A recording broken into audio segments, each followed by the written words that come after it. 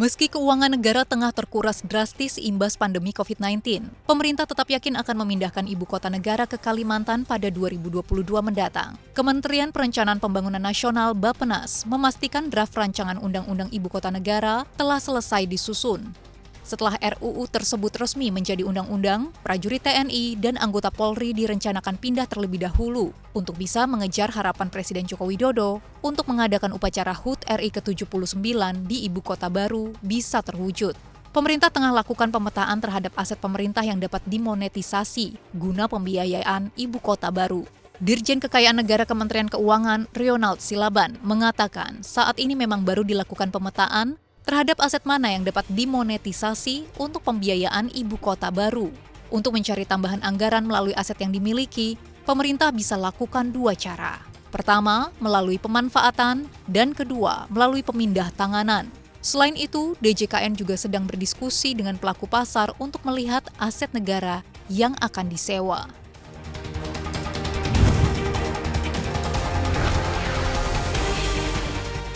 Otoritas Jasa Keuangan memutuskan untuk memperpanjang masa relaksasi restrukturisasi kredit perbankan hingga 31 Maret 2023. Perpanjangan relaksasi diharapkan dapat menjaga momentum percepatan pemulihan ekonomi nasional, stabilitas perbankan, maupun kinerja debitur program restrukturisasi COVID-19 yang sudah disinyalir mulai dalam fase perbaikan. Meski ada perpanjangan relaksasi, tetapi OJK juga mengingatkan agar perbankan tetap menerapkan manajemen resiko untuk menghindari gejolak ketika stimulus berakhir. Hingga Juni lalu, posisi loan at risk perbankan dalam tren menurun, tetapi masih relatif tinggi. Sedangkan posisi non-performing loan NPL gross perbankan meningkat dari posisi Desember 2021 di 3,06% menjadi 3,35% pada akhir Juli 2021.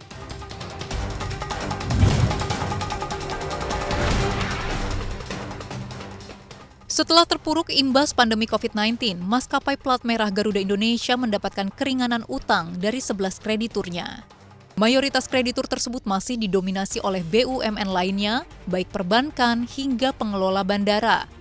Direktur Utama Garuda Indonesia Irfan Setiaputra menyatakan, maskapai nasional masih merugi 898,65 juta dolar Amerika atau setara 12,8 triliun rupiah. Pada semester 1 2021, kerugian meningkat sekitar 26% dari 712,72 juta dolar Amerika Serikat atau 10,15 triliun rupiah pada semester 1 2020. Guna mengurangi beban perusahaan, salah satu cara yang ditempuh manajemen adalah mengajukan keringanan berupa penangguhan dan restrukturisasi utang kepada kreditur.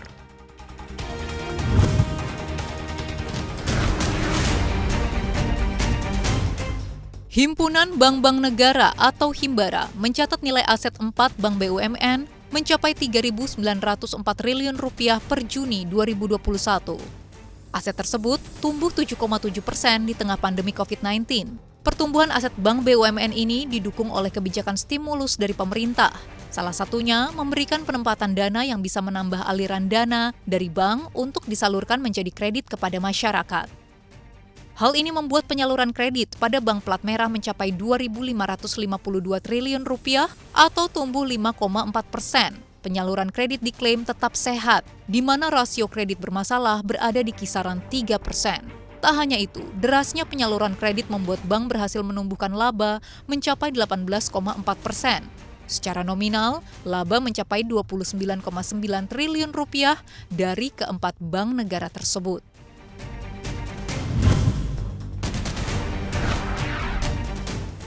Setelah sempat dibekukan karena Afghanistan kembali dikuasai Taliban, akhirnya layanan pengiriman uang kembali dibuka. Dua perusahaan pengiriman uang asal Amerika Serikat, Western Union dan MoneyGram, kembali melayani transfer uang ke Afghanistan.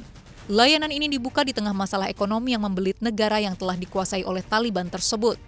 Western Union akan melayani pengiriman uang dalam bentuk dolar Amerika maupun Afghanistan melalui 7 bank. Hingga saat ini, mereka menjamin likuiditas perbankan yang baik serta jumlah cabang yang akan terus bertambah setiap harinya. Sementara MoneyGram menyatakan akan membuka layanannya pada hari Jumat ini setelah mendapatkan arahan dari pemerintah Amerika Serikat dan berkoordinasi dengan beberapa mitra, termasuk Asosiasi Perbankan Afghanistan. Pengiriman uang ke Afghanistan merupakan hal yang krusial untuk menolong ekonomi negara yang miskin. Pada 2020 lalu, jumlah pengiriman uang ke Afghanistan telah mencapai 4% dari total PDB, yakni sekitar 789 juta dolar Amerika Serikat.